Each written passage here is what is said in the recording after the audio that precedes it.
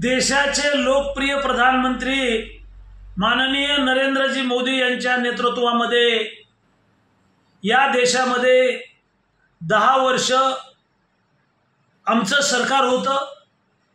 सरकारच्या माध्यमातून या देशात रस्त्याचं जाळं निर्माण करण्यात आलं, विजेचं जाळं निर्माण करण्यात आलं, सिंचनाचे मोठे प्रकल्प याला मोठा निधी देण्यात आला।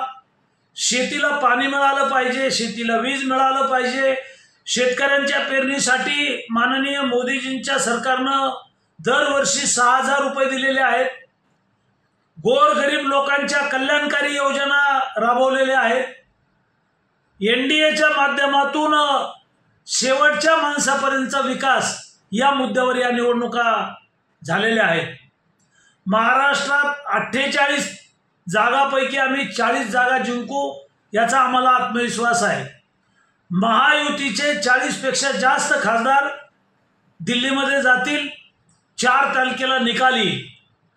परभणी लोकसभा मतदारसंघामध्ये महादेव जानकर उभे होते आणि आम्हाला आत्मविश्वास आहे की या लोकसभा मतदारसंघामध्ये महादेव जानकर निवडून येतील।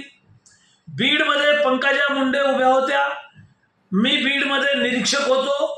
मला खात्री आणि आत्मविश्वास आहे की बीड सुद्धा आम्ही जिंकू आणि येणाऱ्या 4 तारखेला आम्ही जल्लोष साजरा करू।